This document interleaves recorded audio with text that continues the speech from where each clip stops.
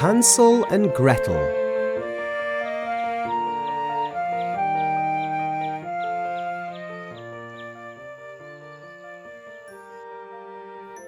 Once there was a poor woodcutter who lived with his 2 children, Hansel and Gretel, in a little cottage. They were so poor that they only had a small piece of stale bread for breakfast.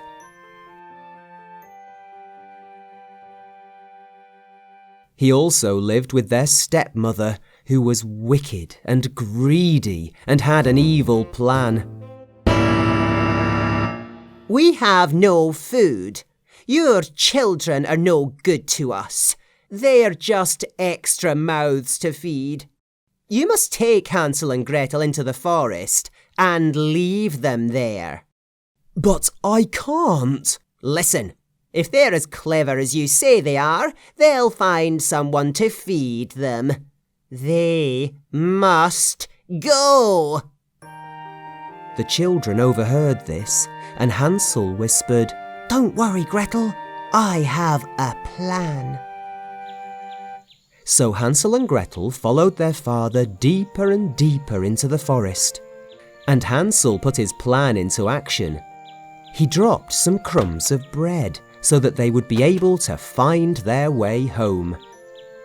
Right, children, here's a good place for you to rest while I go and chop some wood.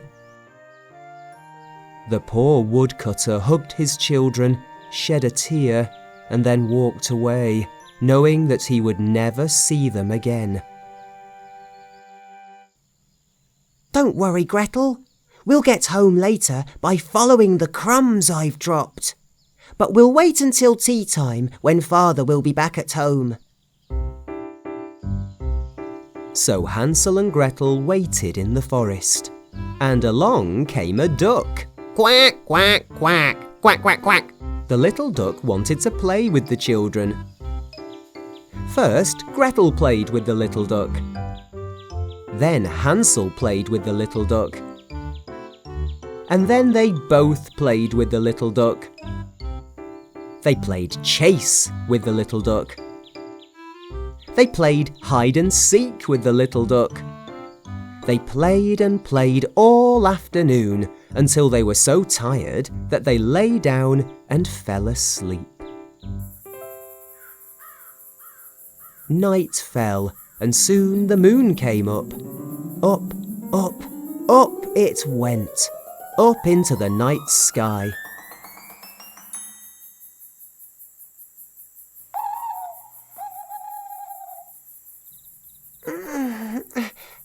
Hansel, wake up!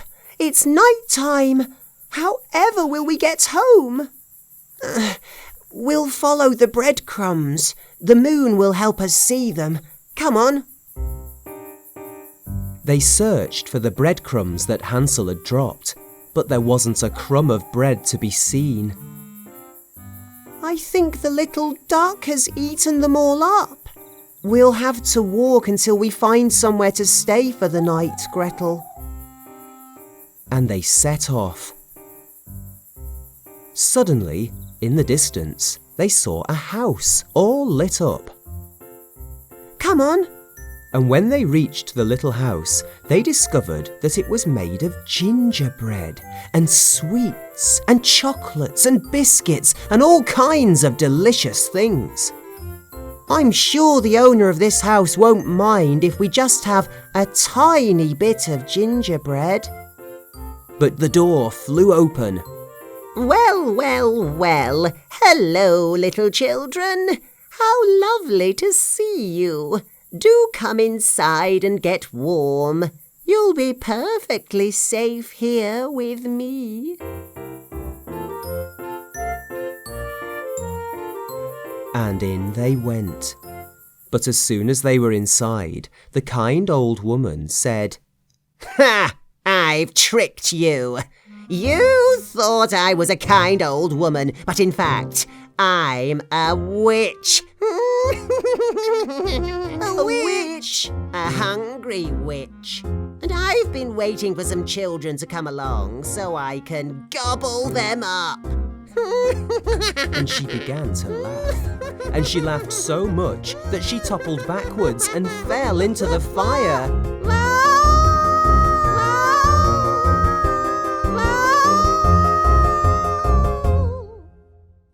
Quack, quack, quack, quack, quack, quack. Look, there's our little duck. He'll know the way home because he ate all the bread that you dropped. So the children followed the little duck, who led them all the way back to their cottage. And soon they were reunited with their father. "I'm so happy to see you. But how did you find your way home?" Quack, quack, quack, quack, quack, quack, quack, quack, quack. It's a long story. Well, the good news is that your wicked stepmother has left. So from now on, it'll be just the three of us. Quack, quack, quack. You mean the four of us? Quack, quack, quack.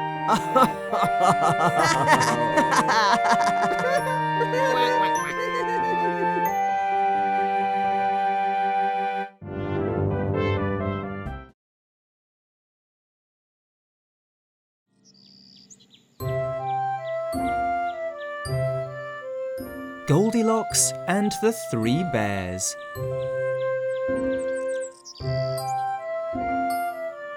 Once upon a time, in a little cottage in the woods, there lived 3 bears. A daddy bear, a mummy bear, and a baby bear. One morning, while their porridge was cooling down, the bears decided to go for a walk. Baby Bear liked to sing while he walked. I'm a little baby bear marching through the wood. There's porridge for my breakfast so long as I am good. Nearby, a little girl called Goldilocks was playing on her swing. She played all on her own every single day and was not allowed to go out of the garden. Oh, how she longed for some company. Suddenly, she heard the singing. Stomping through the leaves, hiding in the trees, having conversations with the birds and the bees. Marching through the woods on a sunny summer's day, looking for adventure, who will come and play? Who's that singing? Said Goldilocks. Maybe, just maybe, it's somebody I can play with. Hello, hello! She was so excited that she quite forgot she wasn't allowed out of the garden. And off she ran into the woods, following the singing. La la la la la la la la la la la la la. Ooty-dooby-dooby-doo, dooby-dooby-doo. Dooby-dooby-dooby-dooby-dooby-dooby-doo. Goldilocks looked everywhere, but she couldn't find anyone. And before she knew it, she was lost. Oh no, I'm lost. I've no idea how to get back home. Suddenly, she came upon the bear's cottage, hidden away in the woods.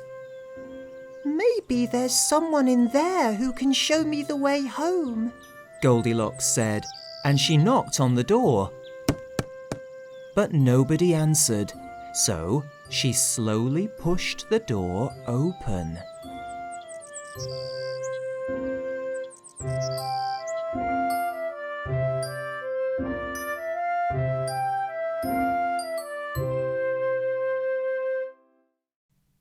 Hello?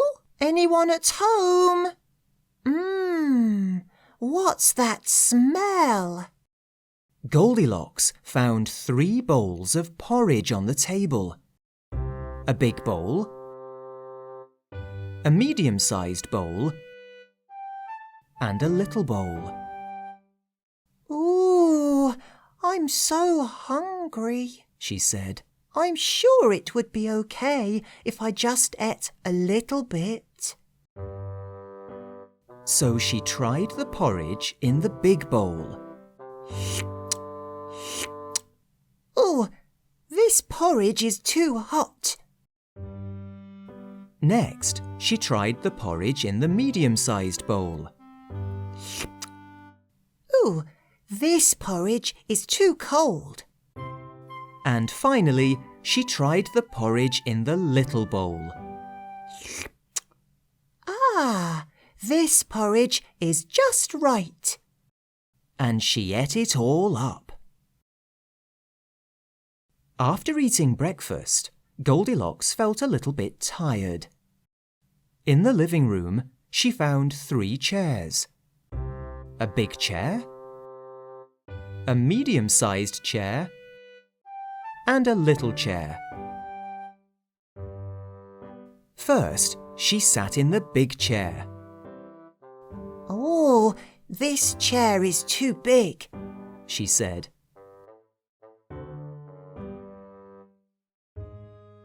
So she sat in the medium-sized chair. Oh dear, this chair is too big too, she said.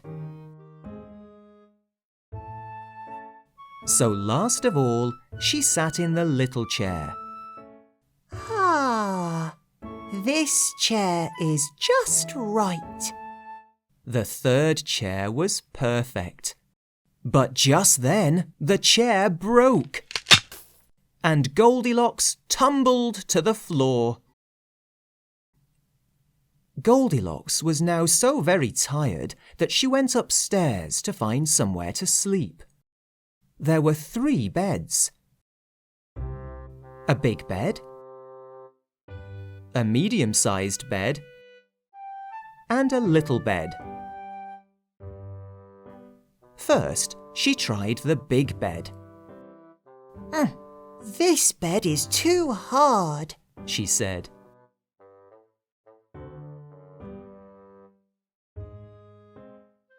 So next, she tried the medium-sized bed. This bed is too soft, she said.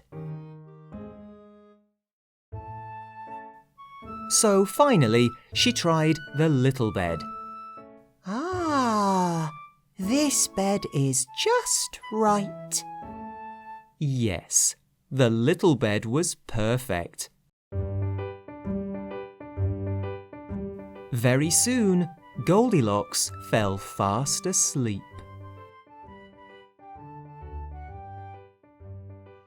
As Goldilocks slept, the 3 bears returned to their cottage in the woods.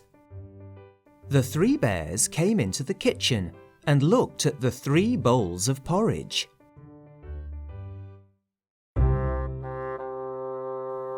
"Someone's been eating my porridge," said Daddy Bear. Someone's been eating my porridge, said Mummy Bear. Someone's been eating my porridge, said Baby Bear. And they've eaten it all up. The 3 bears wanted to sit down after their long walk. They looked at the 3 chairs. "Someone's been sitting in my chair," said Daddy Bear. Someone's been sitting in my chair, said Mummy Bear. Someone's been sitting in my chair, said Baby Bear. And they've broken it. The 3 bears went upstairs to rest. They looked at the 3 beds.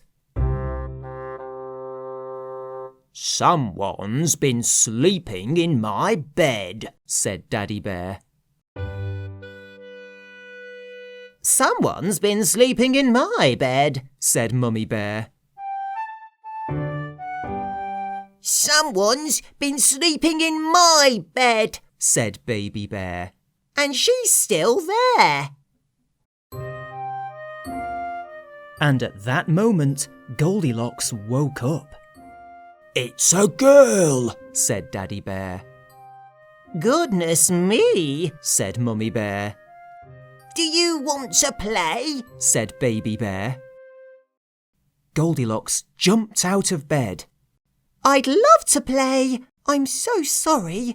I heard someone singing in the woods, but when I tried to find them, I got lost. That was me singing, cried Baby Bear. Why did you want to find us? Well, I thought maybe we could play together. I get so lonely out here in the woods on my own. I could be your friend. We could have adventures and everything, said Baby Bear.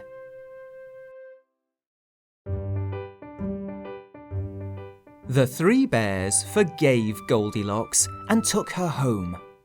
And every day, Mummy Bear and Daddy Bear brought Baby Bear to her garden, and they played and played. Goldilocks was never lonely again.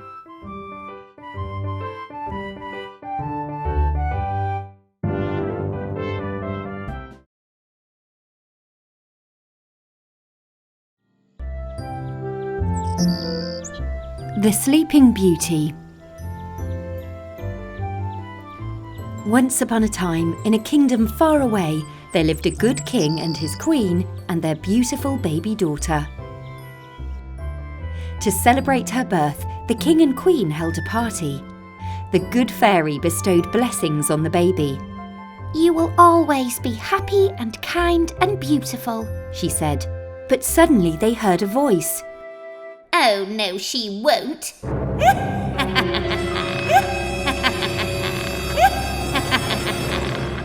An old fairy burst into the room. "Why didn't you invite me to the party, she said. "Here is my curse. When the princess is 16 years old, she will prick her finger with a spindle and die." And the bad fairy left as fast as she had come. The king and queen were very upset. The good fairy stepped forward. "I can't undo the bad fairy spell, but I can make it better. The princess shall not die when she pricks her finger. Instead, she will sleep for 100 years until a prince wakes her with a kiss." So life carried on in the kingdom. But the king banned anyone from spinning so that the princess would never touch a spindle. Years passed, and when the princess was 16 years old, she was walking in the woods. An old woman was sitting spinning. The princess had never seen a spinning wheel before. "May I try?" she asked, and the old woman said, "Of course, my lovely." But the moment the princess touched the spindle, she fell to the ground and was fast asleep. The old woman took the princess back to the palace.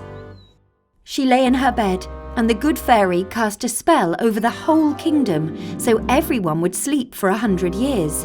Then the princess wouldn't be lonely when she woke up.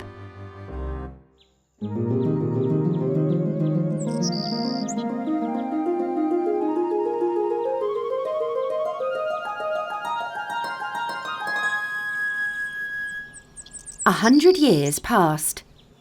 There came a prince from a far-off land who had lost his way. He arrived in the sleeping kingdom and found the palace overgrown with vines and ivy. The prince used his sword to cut down all the ivy and went inside. Everyone was asleep. He soon found the sleeping princess. She was so beautiful that he kissed her. She opened her eyes. "You must be my prince," she said, and she was right. The curse of the spindle was broken. One by one, everyone in the palace awoke. The king and queen were delighted, so was the good fairy. And soon the kingdom was back to normal. The prince and princess were married, and they lived happily ever after.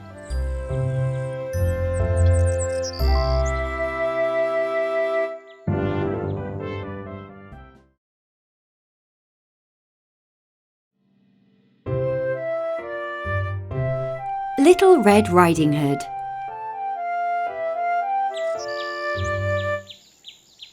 Once upon a time, there was a girl called Little Red Riding Hood. She was called Little Red Riding Hood because she always wore a bright crimson cloak. One day, she decided to go and visit her old grandma. Here you are, Little Red Riding Hood, said her mother. A basket of bread, cake, crisps, meat, sweets and biscuits for Grandma. Now go quickly through the woods, keep to the path and don't stop to play with the rabbits. I won't, Mother. Bye. And Little Red Riding Hood set off. Grandma lived in a little cottage on the other side of the big dark wood, and the only way to get there was to go through it.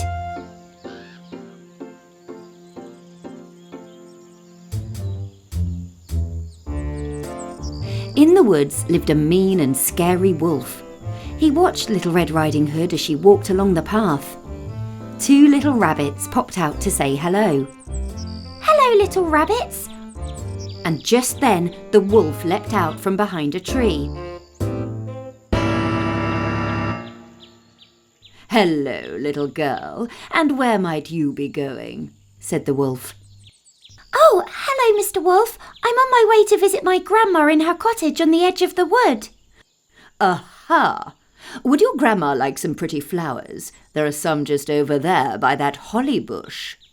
I can't go over there. Mother told me to stay on the path, said Little Red Riding Hood. It will only take a couple of extra minutes. Wouldn't it be worth it to put a smile on dear old grandmother's face, huh? You're right, Mr. Wolf. Grandmother deserves the best. Wonderful. Follow me. With Little Red out of sight, the wolf ran ahead to Grandma's cottage. When he arrived, he knocked on the door. Little Red Riding Hood, is that you? Called Grandma. The wolf pretended to be Little Red Riding Hood to trick the poor old lady. Yes, Grandma, it's me. The door's open, you can come right in. So in he went.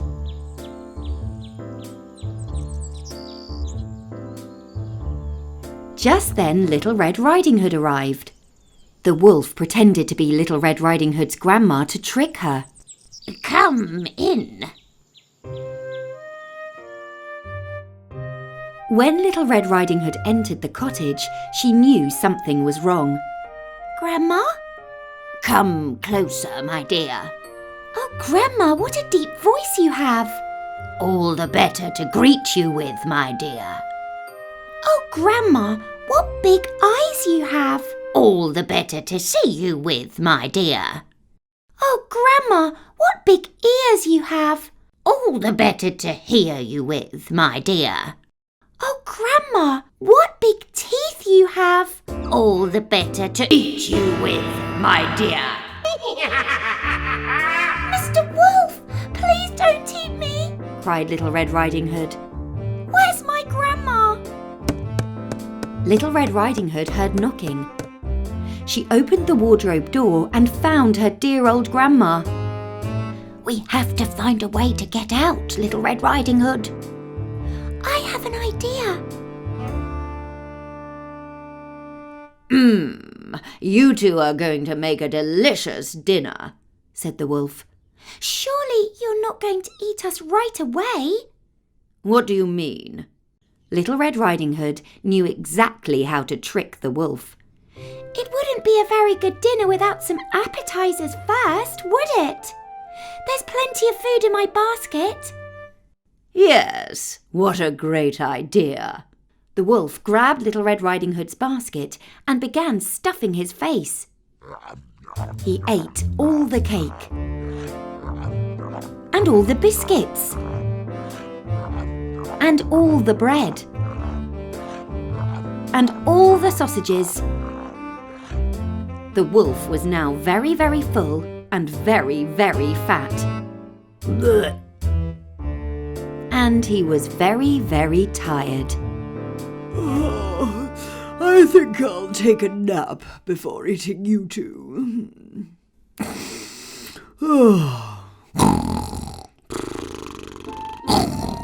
Come on, Granny, let's go before he wakes up.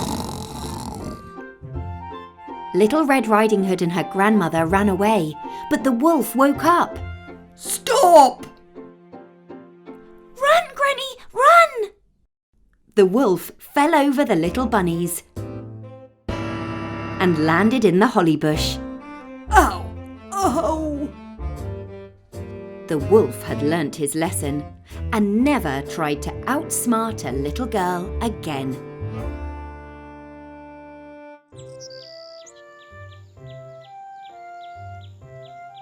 Little Red Riding Hood had tricked the wolf, and her grandmother made it home safely. Little Red swore to never stray from the path again and to not talk to strangers. But she would still stop to play with the bunnies.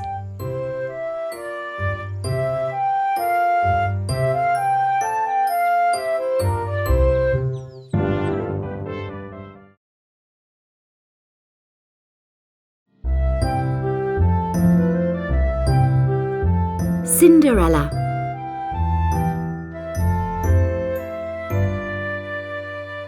Once upon a time, there was a kind girl called Cinderella. She was called Cinderella because she was made to sweep the cinders from the fire and do all the other jobs in the house for her mean, ugly sisters.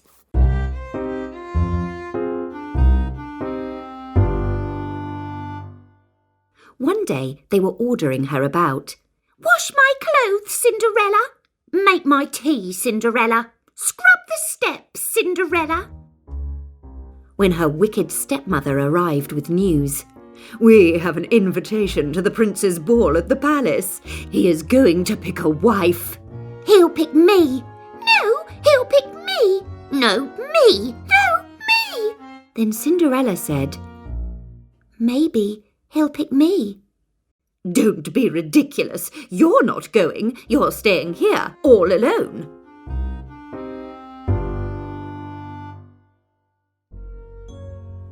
The night of the ball arrived, and Cinderella was left alone.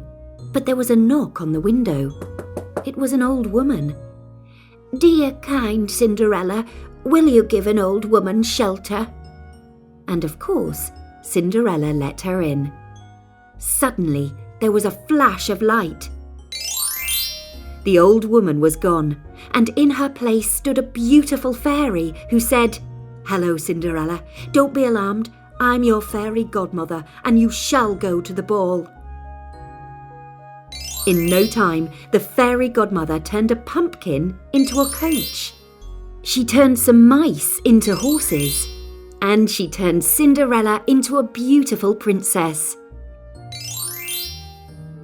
Enjoy yourself, Cinderella, but be sure to leave before the clock strikes midnight, for that's when your clothes will turn back into rags.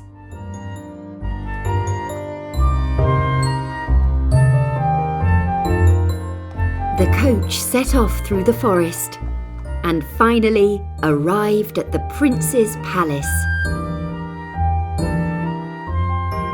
Cinderella was the talk of the ball. Everyone wondered at her beauty, especially the prince.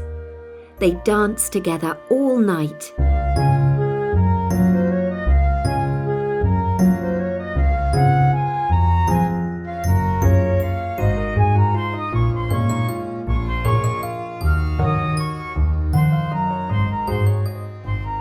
The ugly sisters were very jealous.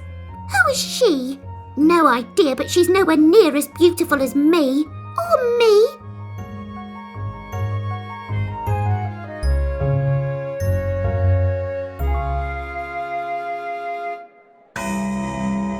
Suddenly, the clock struck midnight. Cinderella ran out of the ballroom, but she left behind her glass slipper. "Whoever this fits shall be my wife," said the prince. The next day, the prince arrived at Cinderella's house. The two ugly sisters tried to squeeze their feet into the slipper. And the same again. Then it was Cinderella's turn. "Oh, you can't try it on," said the wicked stepmother. "She wasn't even at the ball." But the prince insisted.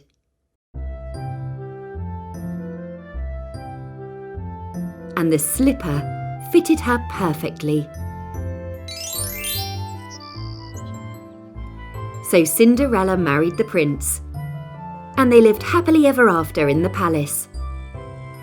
And Cinderella forgave her sisters and stepmother, because although she was now very important, she was still very, very kind.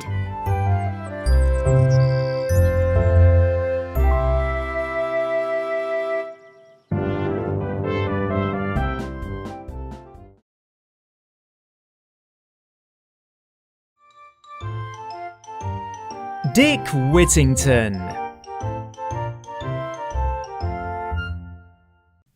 Once upon a time, there lived a poor boy called Dick Whittington. Dick lived in the countryside and had no mother or father, only a clever cat. Meow. One day, Dick decided he was bored of the quiet forest where he lived. "Let's go to London, Puss. I've heard the streets of London are paved with gold," Dick said. "Meow," said the cat. So Dick and his cat set off to seek their fortune. It was a very long way. They walked all night, and just as dawn was breaking, this is what they saw. London town. "Whoa! Just look at it, Puss! London! I can't wait to make my fortune." Meow. "Come on, Puss." Dick and his cat walked into the city and soon arrived outside a rich merchant's house. They were very tired. Meow. "No, Puss, we can't rest here." "Well, maybe for a little bit," said Dick. But before he could sit down, the door flew open and an angry cook appeared. "What are you doing? Get away from this house and take your filthy cat out of the window box." "She's not hurting anyone. We won't be any trouble." "I don't care. Get her away from this house, horrible creature." Fortunately, as the cook was shouting at them, help arrived. "What is happening here, cook?" For the house belonged to the kindest merchant in the city and his beautiful daughter, Alice. "This horrible boy won't move his stinking cat out of your window box," said the cook. "Please, sir, we have walked a long way and she is very tired." Meow. The merchant's beautiful daughter looked at Dick and his cat. "Father, this boy and his cat look so tired and hungry. Can't we help them somehow?" The merchant said, "What's your name, young man?" "My name's Dick Whittington, and I've come to London to make my fortune." "Come in then, Dick Whittington. You can start with a job in my kitchen," said the merchant. And so Dick and the cat went to work in the grand house. Dick worked hard every hour of the day, but nothing was ever good enough for the cook. "This floor is filthy. Sweep it all again." Meow. Dick sighed. This wasn't what he'd imagined London would be like. By nightfall, Dick was always very tired after working so hard all day. Dick had nowhere to sleep but the kitchen floor. It was very cold, and each night dozens of rats and mice would come scurrying out looking for crumbs. "Oh, rats! Get 'em, Puss!" Meow. And in the blink of an eye, Dick's cat had killed all the rats. "You are a clever puss." Prr, prr. Just then, Alice came in. "I brought you a blanket. I knew that mean cook wouldn't have given you one, and it is so cold tonight. Look, it's snowing. Dick couldn't believe his luck. The blanket was thick and so warm. It was exactly what he needed. Oh, thank you. Dick thought Alice was as beautiful as she was kind. Soon, the merchant was getting ready for his summer voyage to trade in a rich, faraway country. This was Dick's chance to earn his fortune. But he only had one thing to sell. His clever cat. Meow. Please, sir, will you take my cat? She is very clever and very good at catching rats. You won't get anything for that mangy thing. But the merchant could see that Dick didn't have anything else. Of course I will, Dick. You will have all of the money that I get for your clever cat. The merchant and the cat boarded the ship, and all too soon it left. Meow. Goodbye, Puss. I'll miss you.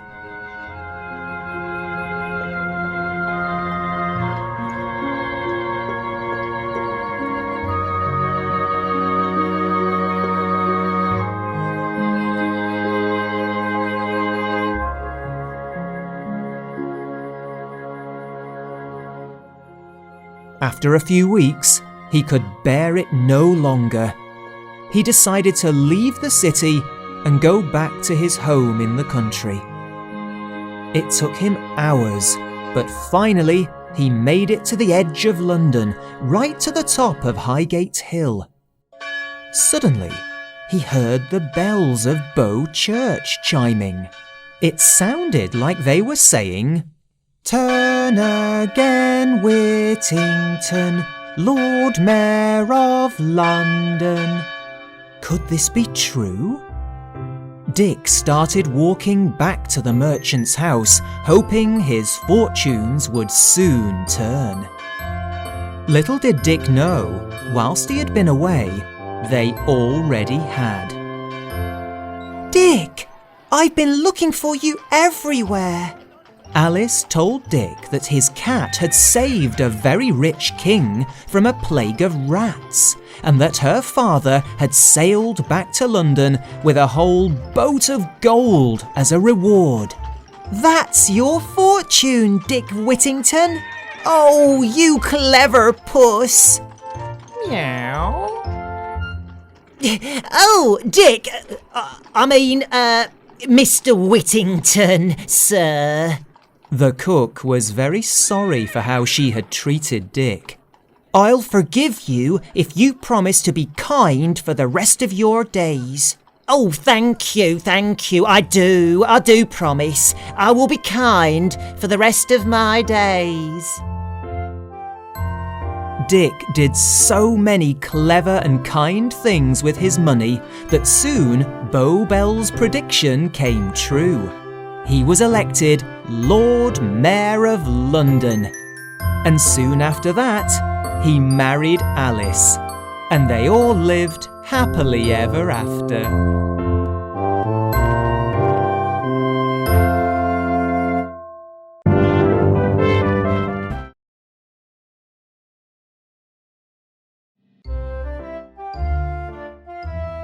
Jack and the Beanstalk.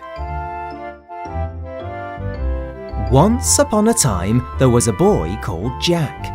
He lived with his mother and their cow, Daisy.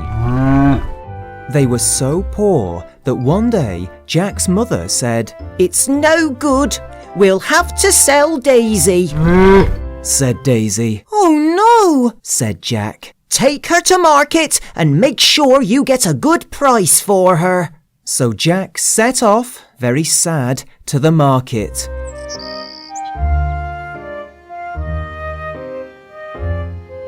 Jack walked very slowly through the woods with Daisy, knowing that soon he would have to say goodbye. Suddenly, he came across an old man. The old man offered to buy Daisy. I'll give you 5 magic beans for her, he said. Jack took the beans, kissed Daisy's ear, and off he went, very sadly, back to his mother. Jack's mother was very, very angry. Grrr! I'm very, very angry! And she threw the beans out of the window.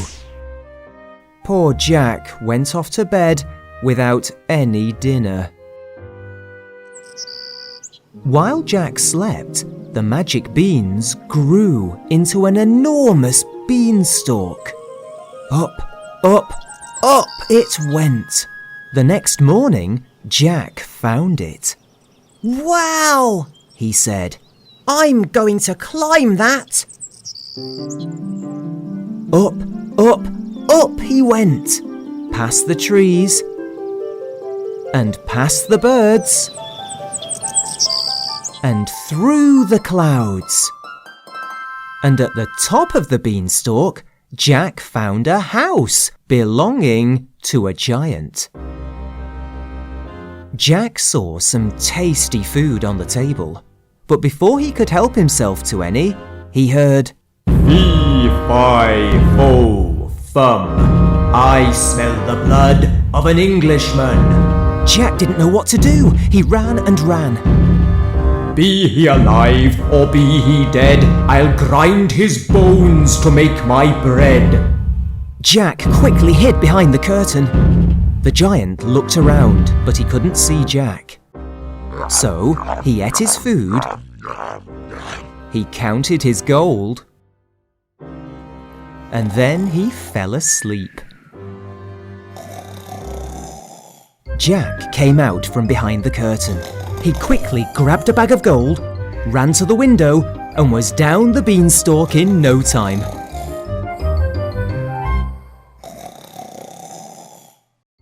Jack's mother was very, very happy. I'm very, very happy! Whee! The next day, Jack climbed the beanstalk again. But before he could eat any food, he heard, Fee-fi-fo-fum, I smell the blood of an Englishman. Jack jumped onto the windowsill and quickly hid behind the curtain. The giant looked around, but he couldn't see Jack. So he ate his food. Then he called for his hen. Hen, And he asked her to lay an egg. lay an egg. The hen laid a big golden egg. Then the giant fell asleep. Jack quickly grabbed the hen, ran to the window, and was down the beanstalk in no time. Jack's mother was very, very happy. I'm very, very happy! Whee! The next day, Jack climbed the beanstalk for the 3rd time. But before he could eat any food, he heard, Fee-fi-fo-fum, I smell the blood of an Englishman. Jack jumped onto the windowsill and quickly hid behind the curtain. The giant looked around, but he couldn't see Jack. So he ate his food. Then the giant fell asleep. As he slept, a magical harp played beautiful lullabies. Jack came out from behind the curtain. He quickly grabbed the harp, ran to the window, but the harp started shouting, Help! A boy is stealing me! and the giant woke up.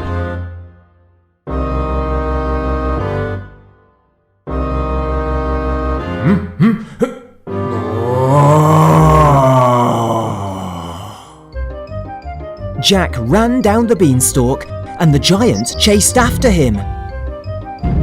He went through the clouds and past the birds and past the trees. When Jack got to the bottom, he grabbed an axe and chopped down the beanstalk. It fell with a big bang. And the giant came crashing down after it.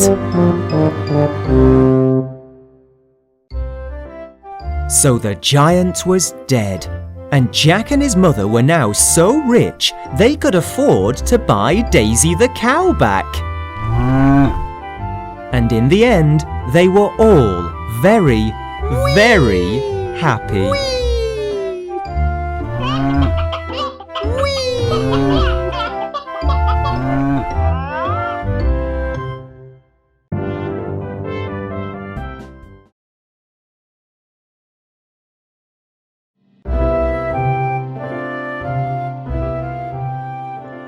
Snow White. Long ago, in a kingdom far away, there lived a handsome king. He was sad because his beautiful wife died, leaving him with a baby girl.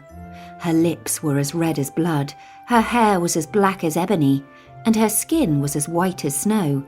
So she was called Snow White. Years passed, and a beautiful woman came to live in the kingdom. The king married her, and Snow White had a new mother.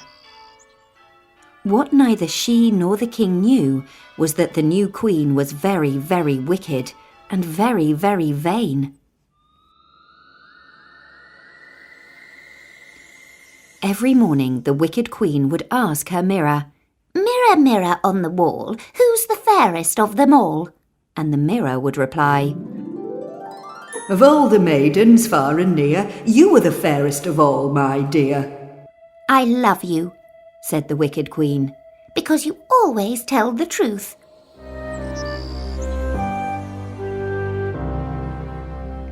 Even though Snow White was a princess, the wicked queen made her work all day, cooking, cleaning, and tending to the palace garden. Now one day, a prince was riding past. He stopped to talk to the princess. Hello there, fair maid, he said, and he was instantly struck by her beauty. Neither of them knew that the wicked queen was watching. Can I help you? Said the prince. The two of us can get that job done in the blink of an eye. Kind sir, I don't think the queen would be happy. And at that minute, the wicked queen shouted, Snow White, come in here at once. It's time for you to comb my hair. I'm sorry, I must go, said Snow White, and she ran inside, leaving the prince marvelling at her beauty. Later that day, the wicked queen gazed at her reflection in the mirror and asked her usual question. Mirror, mirror on the wall, who is the fairest of them all? But this time the mirror replied, You, my queen, are fair, 'tis true, but there is one fairer still than you, a maid who knows what's wrong, what's right, with red, red lips. Her name's Snow White.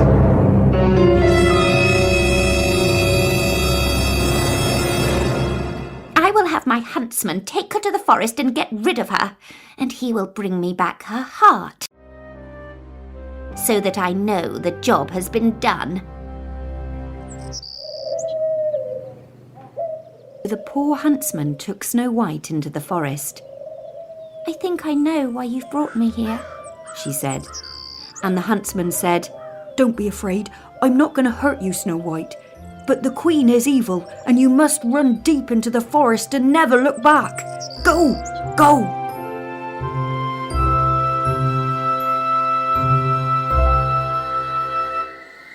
The good huntsman gave the queen a deer's heart, pretending it belonged to Snow White. Excellent work, my man. I am overjoyed, said the queen. And now, once again, I am the fairest in the land. Well, that's a relief.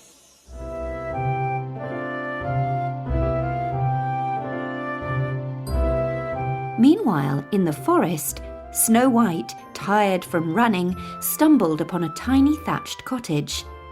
The door was ajar, so she stepped inside. Hello, is anyone at home? Inside the house, there were 7 little chairs at a tiny table. Goodness, said Snow White. It looks like 7 little people live here. And she was right. Just then, through the door, came 7 dwarfs. Their names were Happy, Sleepy, Grumpy, Sneezy, Dopey, Bashful, and Doc. Goodness, what brings such a pretty girl to our humble home? said Doc. I'm sorry, I have nowhere to live.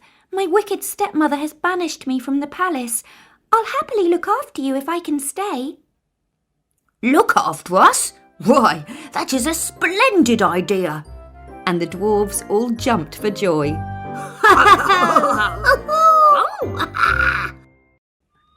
Meanwhile, the wicked queen hadn't spoken to her magic mirror for a while.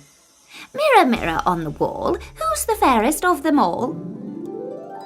You are, of course, the fairest, as far as the palace goes, but in the forest lives a girl prettier than a rose. What? Could it be that Snow White is still alive? Oh! The queen was furious. She hatched an evil plan.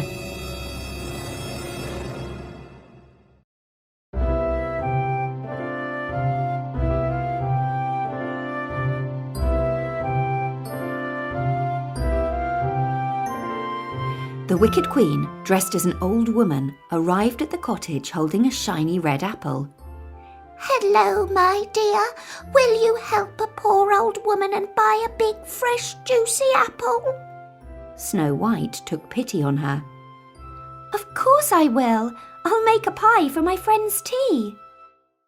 No, no, you will eat it now, my dear, now, and it will bring you good luck.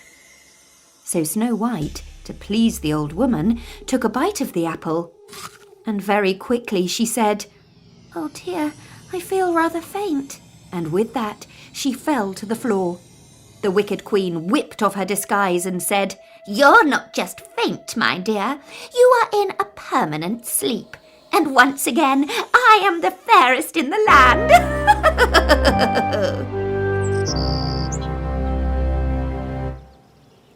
When the dwarfs couldn't wake Snow White up, they decided to make her a bed of flowers under the trees. Every evening they would come home and tend to the flowers, hoping that one night they would find that she had woken. Then one day, a prince came riding through the forest. It was the same prince who had seen Snow White in the palace garden. He saw the girl lying on the bed of flowers and dismounted from his horse. Oh my, he said, this is the same maiden I saw in the palace garden, and she is still every bit as beautiful. And he bent down and kissed her. And suddenly, Snow White was awake. Oh, hello, she said. Forgive me, said the prince. You looked so beautiful. Thank you for kissing me. Without your magic kiss, I would have slept forever. At that moment, the dwarves arrived home. They jumped for joy when they saw that Snow White was awake. Hooray! She's awake! She's back with us! Meanwhile, back at the palace, the queen was asking her daily question. Mirror, mirror on the wall, who is the fairest of them all? To me, your majesty, it will always be you. But Snow White has risen, and she's the fairest, 'tis true. No! Screamed the queen. And she grabbed the mirror and threw it to the floor, smashing it into 1,000,000 pieces. But a voice cried out, The one who breaks the mirror must replace its fall. You are now the mirror, my queen. You go on the wall. And with that, the queen was stuck inside the frame of the mirror forever. Back at the palace, Snow White and her prince were reunited with the king. Snow White! They told me you had run away, and only today the huntsman told me the truth. Your wicked stepmother will never ever bother you again, my child, but make sure you don't go chatting to any mirrors.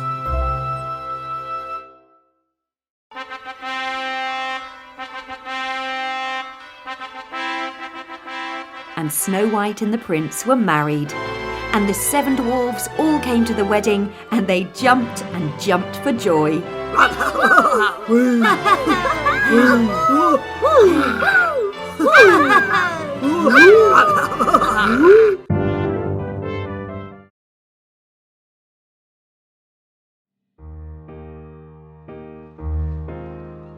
The Little Mermaid, Part 1.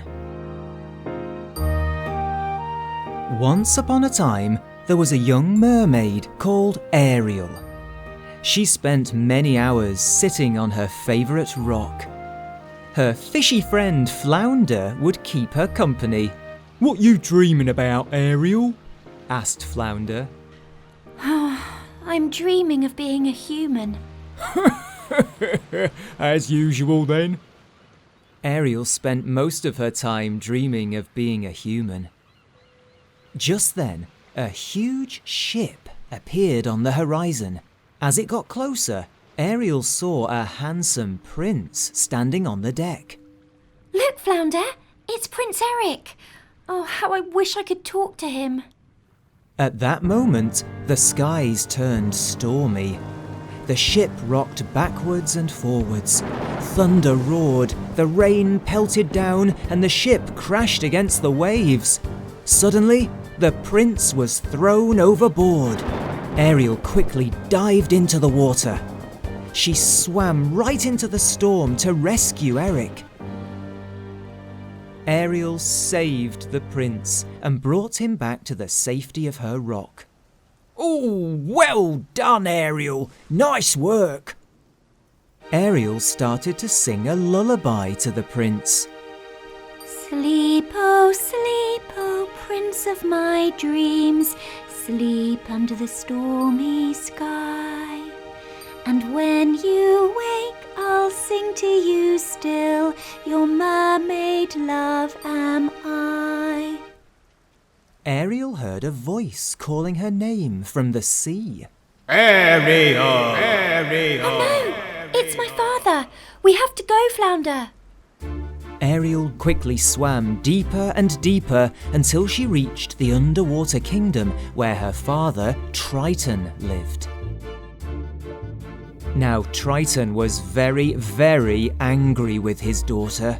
How many times have I told you, Ariel? Contact between humans and merpeople is forbidden! He roared.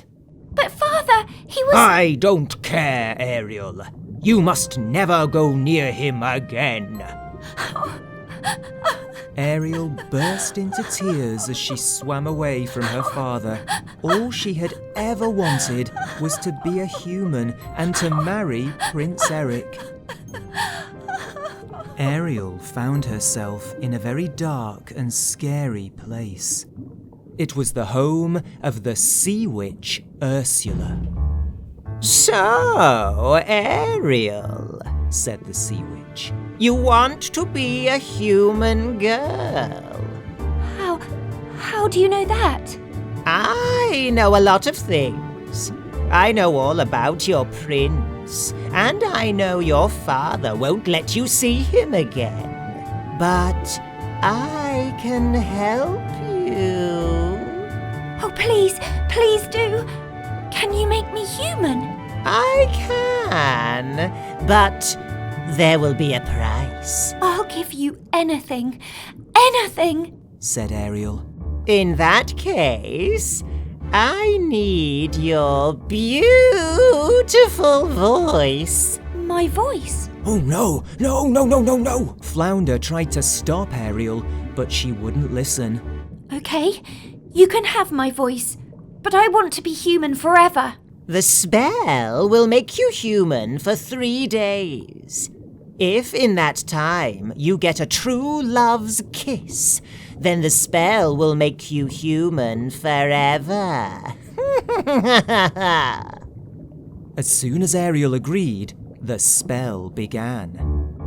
A mermaid's tail will turn to legs, and human she will be. And if she gets a true love's kiss, then Ariel will be free. Now sing for me, girl. my dreams, sleep under the stormy sky. A mermaid's tail will turn to legs, and human she will be. And if she gets a true love's kiss, then Ariel will be free. A loud bang brought an end to the chanting and singing. Ariel slowly looked down, noticing her new feet for the first time. Try and sing for me now, girl. Ariel tried and tried, but her voice was gone. She could no longer sing Eric's lullaby. But Ursula could. Sleep, oh, prince of my dreams. Oh, I like it. I like it. I love it.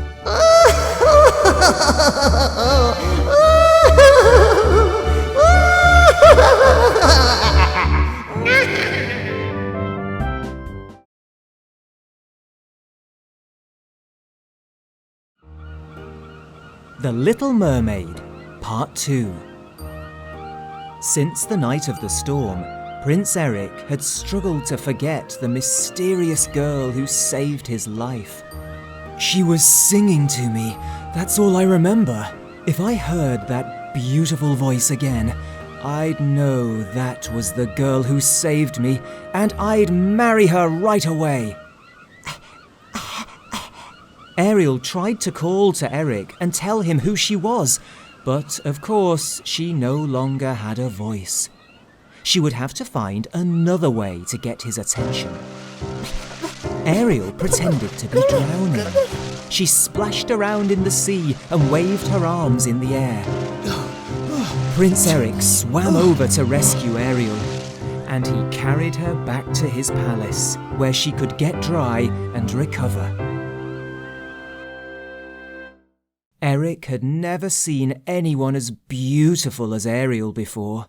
He was just about to kiss her when they heard a voice. It was singing Ariel's song. Eric jumped up and ran off, forgetting about poor silent Ariel. She ran after him. On the beach, a beautiful young girl was singing. Flounder was watching from the water. Eric ran up to the girl. Your voice! It's you! You're the girl who saved me. You remember me singing to you? Ariel suddenly saw the orange tentacle hidden in the girl's hair. And she quickly realized it was Ursula in disguise. Ariel tried to get Eric away from Ursula, but she had no way of telling him who the young girl really was. Without a moment's hesitation, Prince Eric got down on one knee. Will you marry me? He said. Of course I will, said Ursula. Ariel was heartbroken. Flounder couldn't bear to see Ariel upset, so he swam off quickly to find King Triton. The next day, on board his ship, Eric was marrying Ursula. Ariel was too upset to watch. Suddenly, Triton, her father, flew out of the water with Flounder. Who dares upset my daughter? Ariel pointed at the ship. Triton looked closely at the young girl and immediately saw Ursula's bright orange tentacles. Ursula? What is she doing here? What has she done to you? Ariel tried to speak to show her father that she no longer had a voice. She took your voice, and now she's trying to trick your prince into marrying her? She must be stopped. Triton's trident was incredibly powerful. He twisted it round and round in his hand, and the waves copied. They got stronger and stronger, rocking the boat until Ursula fell off the deck and plunged into the sea. Triton thrust the trident in the air. A lightning bolt erupted from the skies and struck Ursula in the water. Ariel's voice floated out of her body and back to its rightful owner. Sleep, oh prince of my dreams, sleep under the stormy sky. And when you wake, I'll sing to you still, your mermaid love am I. Prince Eric heard his lullaby and followed the song all the way back to Ariel. Eric, it's me. I'm the girl who saved you. Please believe me. Eric did believe Ariel, and he wanted to give her a true love's kiss. Ariel was about to get her happy ending, but it was too late. Ursula was delighted. She laughed and laughed. Your 3 days are up. You'll never be human again. Ursula's spell was wearing off. Ariel's feet became fins once again. Before Triton could go to his daughter's aid, Ursula caught him in her tentacles and pulled the trident out of his hands. She threw Triton into the water. Eric dived into the water to rescue Triton, but Ursula thrust the trident into the sky. Ursula's action brought on the biggest storm the kingdom had ever seen. She used the trident to make herself even more monstrous. The ship was being pulled apart by the huge waves and strong winds that Ursula had conjured up. Ariel dived into the waves. She knew she had to do something, otherwise Ursula would destroy the humans and the mer people. Ariel grabbed the trident and used it to stop Ursula. This is for my father. She sent a lightning bolt straight into Ursula's cold heart. The sea witch shrunk back to her normal size and then continued getting smaller and smaller until she was no bigger than a fish. Ursula was destroyed and forced to spend the rest of her life under the watchful eyes of Flounder. Ariel returned the trident to her father. Well done, Ariel. Not only did you save our kingdom, but you saved Eric's too. Maybe it's not such a bad thing for humans and mer people to be friends after all. Triton pointed his trident at Ariel's fins, and they magically turned into legs again. Triton gave his blessing for Ariel and Eric to be married, and their marriage marked the start of a great new friendship between humans and mer people that lasted for a long, long time.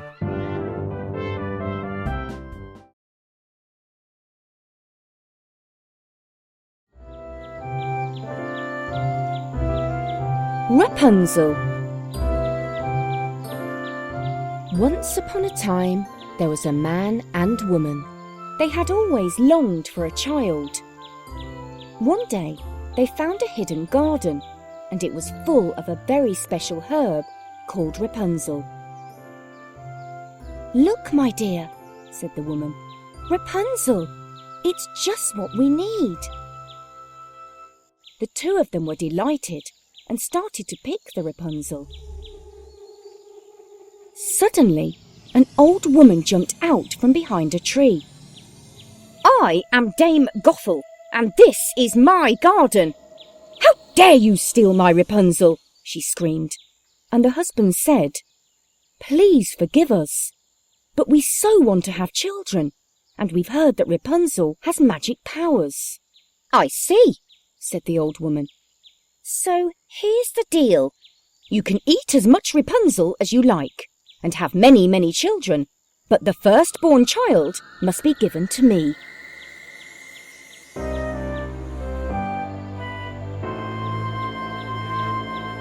The man and woman kept their promise. They gave their first baby, a little girl, to Dame Gothel. "Now I am your mother," she said. "I will call you Rapunzel, and I will hide you from the world."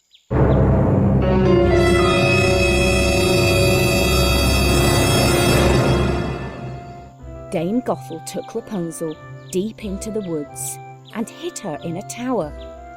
For 16 years Rapunzel lived right at the very top of the tall tower, with only a small window right at the very top. The only person who ever visited Rapunzel was her mother, Dame Gothel. She would always call, "Rapunzel, Rapunzel, let down your hair, so that I may climb the golden stair." And Rapunzel would lower her hair down.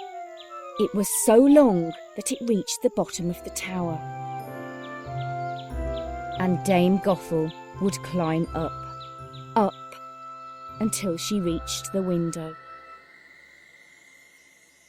Every day, when her mother visited her, Rapunzel would say, "Mother, please may I go out today?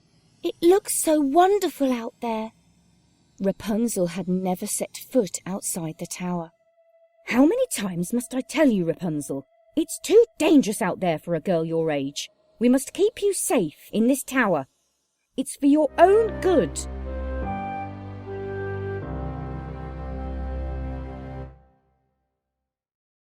Rapunzel sighed and stared out of the window. Then she started to sing.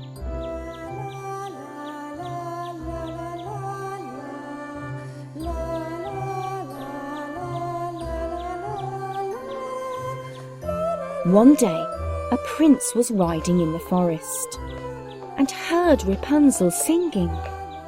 "What a beautiful voice," he said. "Where is it coming from?" The prince found the tower and watched Rapunzel singing at the window.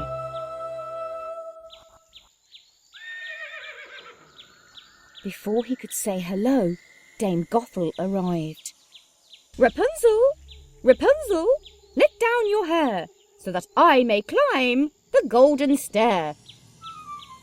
The prince watched as Rapunzel hung her hair out of the window for Dame Gothel to climb. Up she went, up, until she reached the window. The prince waited all day for Dame Gothel to leave. At nightfall, down she came, waved goodbye, and set off through the forest.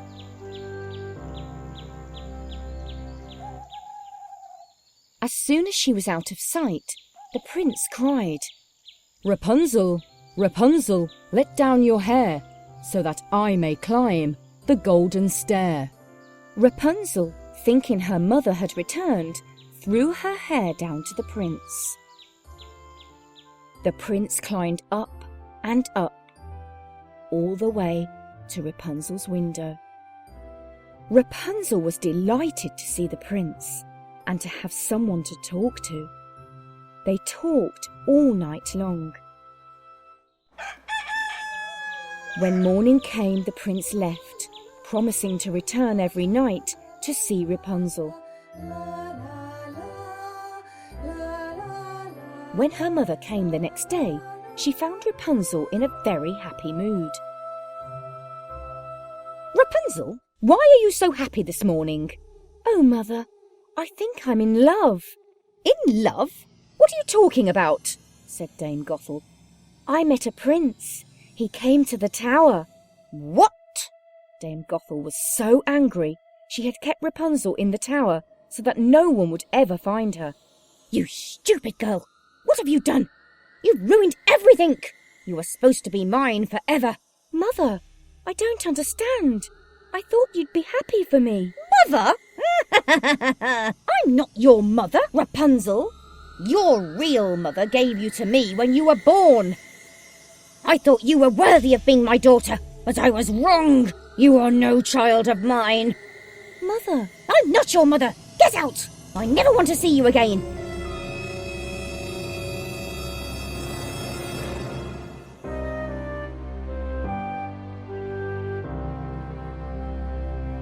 Rapunzel didn't know where to go. She'd never left the tower before. She walked and walked all day, and soon it began to get dark. That evening, the prince was on his way to see Rapunzel when he heard her singing. The prince followed the sound of her voice until he found her. Rapunzel told the prince what had happened. "I don't know what to do. I don't have anyone left or anywhere to go. You have me, Rapunzel. I would like to marry you, and the first thing we're going to do is find your real mother and father." And that's exactly what they did. Then Rapunzel and the prince were married. They lived happily ever after, and nobody ever saw Dame Gothel again.